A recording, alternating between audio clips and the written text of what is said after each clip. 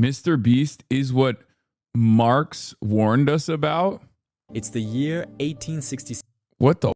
This has 4 million views? GEOGRAPHEIN? Who the f is this? Commodity fetishism, human alienation, exchange value, capital accumulation to reserve army. Wait, what? What? How is there a video like this on the YouTube timelines for what? A month now, and I have not even encountered it. Everything that my YouTube timeline is like, oh, you want to hear what Michael Hudson's take is on the Strait of Hormuz? Do you want to hear the 700th video on Mersheimer? I mean, I guess YouTube knows me very well, but that's my algorithm. My algorithm is Mersheimer, the GOAT, Michael Hudson, also a GOAT, and Jeffrey Sachs. That's all. My algorithm is just that. Okay. They're all talking about American hegemony. Jeffrey Sachs is talking about how American hegemony was a lie. There was no unipolarity, and that unipolarity was just a lie we told ourselves. YouTube personally hides content like this, getting more obvious by the day. Some freaky shit. Buddy, this has 4 million views. I don't think YouTube did a good job hiding this content. Maybe it hid the content from me. I'm a Turkophile. I get really excited to celebrate Thanksgiving. Maybe it's remorse for having participated in the dire state of the Russian Federation now. It would have 4 billion views if it wasn't hidden. I agree. Sachs is trying to atone for his sins in Russia and Eastern Europe. All those views are bought by China. Xi Jinping is using soft power to manipulate American youths. Bro, I wish that was the case. Give me a boost, Mr. Xi. Give me a boost, please. Give me a leg up. I've been fighting reactionary forces damn near on my own, non-stop, and now I have to do it for mainstream media too. Like, at least with mainstream media, the adults were a little bit more intelligent than the average drama slop tuber. It's unbelievable. Anyway, all right, let's get to Mr. Beast is what Marx warned us about. This guy made this video, got 4 million views 2 months ago or a month ago, and I hadn't seen it until this very moment. We're going to take a look at this video now. 7. A bearded philosopher named Karl Marx sits in the dim light of the British Museum, scribbling the foundational texts of Das Kapital. He is writing about a terrifying future where every human interaction is reduced to a cold transaction, a world where even kindness is a commodity bought and sold for a profit. He had no idea that over 150 years later, he would describe the career of Jimmy Donaldson, Mr. Beast, with... The libertarian flag is named after Christopher Gadsden, who built the largest slave port in the U.S. Yeah, libertarians don't mind slavery. There are plenty of libertarians who have unironically argued in favor of slavery, argued in favor of the marketplace of babies. I think it was Rothbard, right? That's not a problem for them. Yeah, libertarians believe that it doesn't violate the non-aggression principle if you volunteer yourself to slavery. Now, of course, obviously, chattel slavery, there was no volunteering taking place, but it was Rothbard.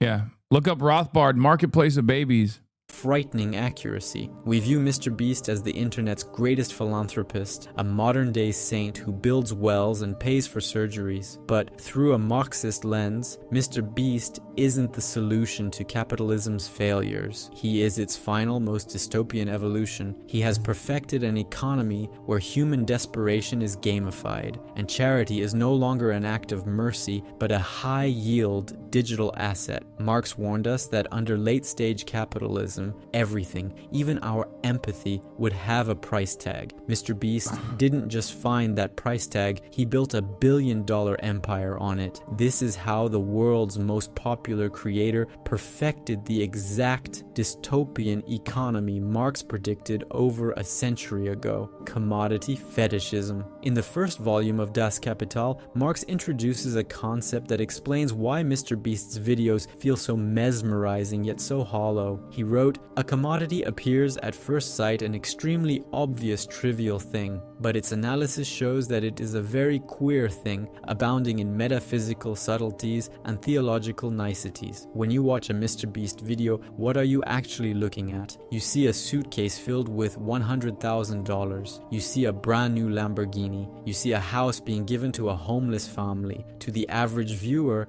these are just good deeds. But to Marx, these are commodities in their most fetishized form. In a MrBeast production, money is never just a medium of exchange, it is a prop. It is a visual effect designed to trigger a biological response. Marx argued that commodity fetishism occurs when the social relationships between people are masked by the exchange of objects. Think about it. When Jimmy hands a random person $50,000 for staying in a circle, we aren't seeing a social connection. We are seeing a person's value reduced entirely to the cash in their hand. We don't see the systemic poverty that makes that $50,000 a life-altering miracle. We only see the magic of the money itself. The money becomes a godlike entity that solves all problems, hiding the ugly reality of the labor and desperation that created the need for the money in the first place. MrBeast is not giving away money in the traditional sense. He is converting human struggle into a high-yield digital asset. Marx warned that in a capitalist society, all that is holy is profaned. The sacred act of charity has been stripped of its human soul and redesigned to satisfy. Yeah, bro. People be like, Karl Marx had no answer for this.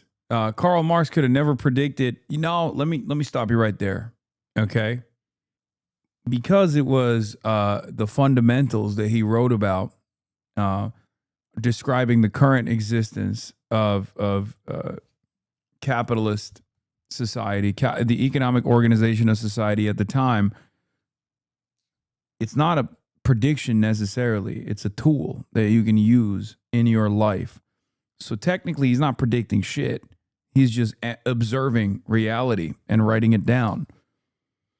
And therefore, it always comes across as though he predicted everything, including MrBeast. Satisfy a recommendation algorithm. It is the ultimate commodification. Kindness itself has become a product you can subscribe to. Human alienation. Marx's theory of alienation is perhaps his most haunting critique of how capitalism breaks the human spirit. In his economic and philosophic manuscripts of 1844, he wrote, he would have killed it on Kalshi? No, because he did. I'm pretty sure he played the stock market at the time, and he was obviously broke as so clearly he wasn't making the best predictions. Let's be real.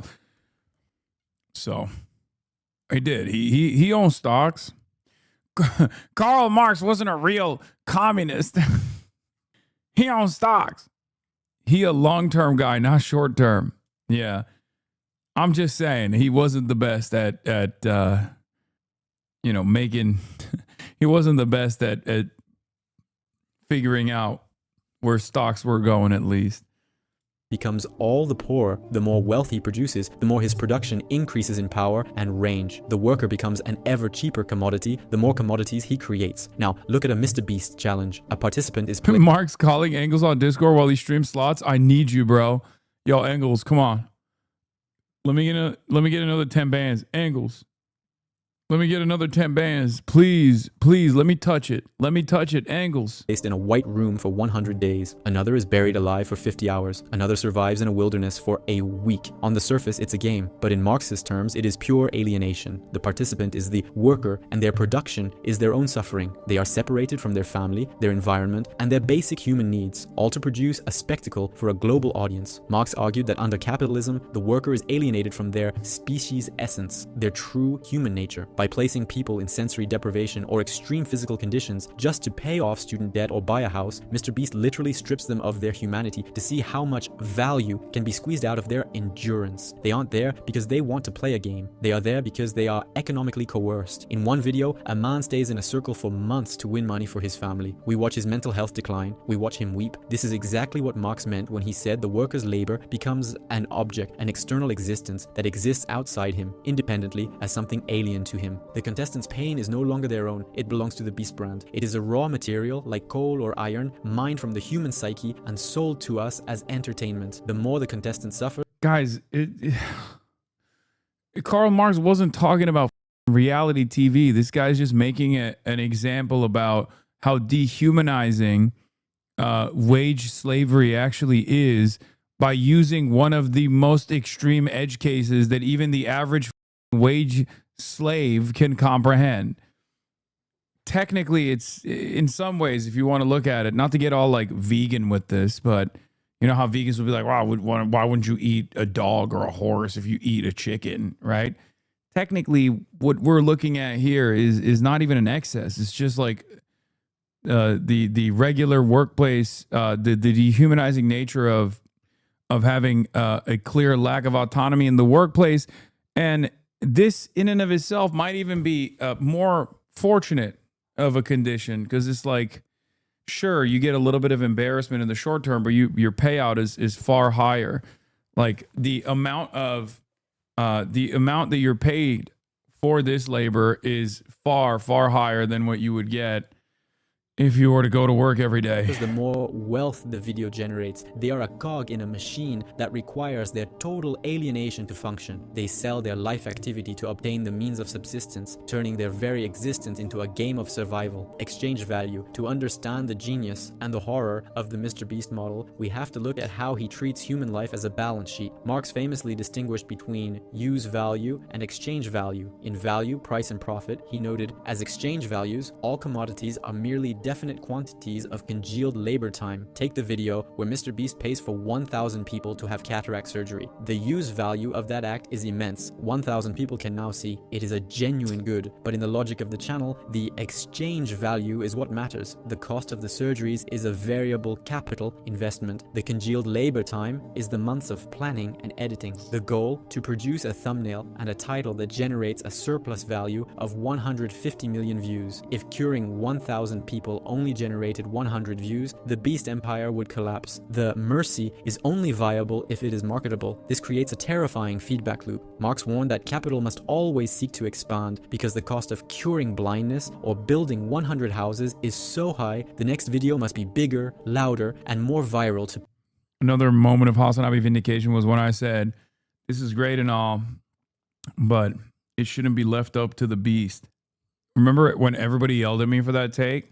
And then the Beast himself came out and beasted on him and was like, no, that's my take too. Pay for the last one. This is the commodified charity loop. It is a self-sustaining microeconomy where the viewer's attention directly funds the next spectacle of wealth distribution. You, the viewer, are the consumer of this charity. Your attention labor is what gives the video value, which the brand then harvests to buy more good deeds. It turns the audience into passive participants in a digital coliseum. We aren't being inspired to help. We are being conditioned to watch. Marx believed that the market eventually turns everything into a quantity. In the MrBeast universe, there is no quality of mercy. There is only the quantity of people helped versus the cost per click. It is a cold, calculated breakdown of the human heart into a spreadsheet. Capital accumulation. Marx's most famous command for the capitalist was accumulate, accumulate. That is Moses and the prophets. He understood that capital is not a thing, but a process. It has to move. It has to grow. If it stops, it dies. Jimmy Donaldson often says in interviews that he has $0 in his bank account because he reinvests every penny back into his videos. MrBeast ends every single month with $0 in his bank account. I mean, at the end of the day, I could spend less for videos if I want to. I'm just focused on making the best videos possible, period. I don't care about making money. I don't care about time. I don't care about anything. I just want to make the best videos on the planet. But at any point, if I was like, oh,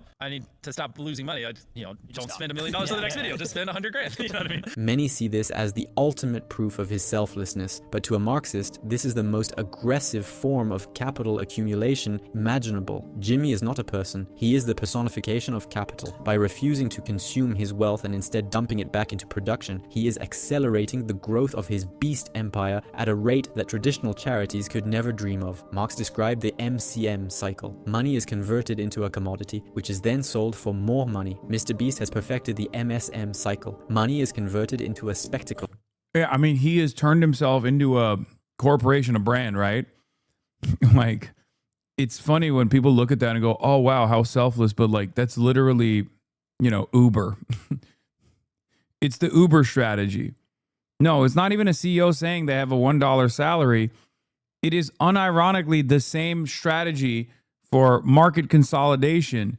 Companies that want to be first to market with a new design or a new disruptive technology that actively try to grow as fast as possible and do away with any sort of immediate profit with the hopes that they can monopolize an entire sector ahead of everybody else. That is, the Uber mentality. which is then sold for more money. Because he reinvests 100%, he is able to build a monopoly of attention. He creates a barrier to entry so high that no other creator can compete. This is the microeconomic engine your client asked about. By operating at a break-even point on individual videos, he is actually building a massive, high-yield digital asset, the brand itself. This brand can then launch Feastables, MrBeast Burger, and massive merchandising lines. The charity is the marketing department for a global conglomerate. Marx warned that as capital accumulates, it centralizes. We see this today. One man now controls the charity narrative for the entire internet. He has become a private state, providing the services like water, housing, and healthcare that the actual state has failed to provide. He is the benevolent dictator of the digital age, exactly the kind of prince of industry Marx feared would replace traditional society. The reserve army. Finally, we have to look at the people who aren't in the videos. Marx spoke of the Industrial Reserve Army, a mass of desperate, unemployed people who exist on the fringes of society. He wrote, "The Industrial Reserve Army, during the periods of stagnation, weighs down the active labor army. During the periods of overproduction and paroxysm, it holds its pretensions in check. In every MrBeast challenge, there are 100, 1,000, or even 10,000 people. But for every person in that video, there are millions more in the comments begging for a chance. Jimmy, please help me pay my mom's medical bills. Like, Jimmy, I'm about to lose my house." This is the reserve army of the beast economy. They are the millions of desperate souls who make the contestants replaceable. Marxism teaches us that the system needs this desperation to function. If everyone had a house, if everyone had healthcare, if everyone had their debt paid off, MrBeast's content would be boring. There would be no stakes. The spectacle relies on the existence of a massive suffering underclass. The reserve army is what gives the video its tension. MrBeast is not a bad person. In fact, by all accounts, he's a very nice one. But that's the point. Marx wasn't interested in whether the capitalist was nice. He was interested in what the system forced them to do. We aren't watching a man fix the world. We are watching a man prove that the world is broken beyond repair. And the scariest part, we can't stop watching. We are the ones providing the living labor of our attention, keeping the vampire alive.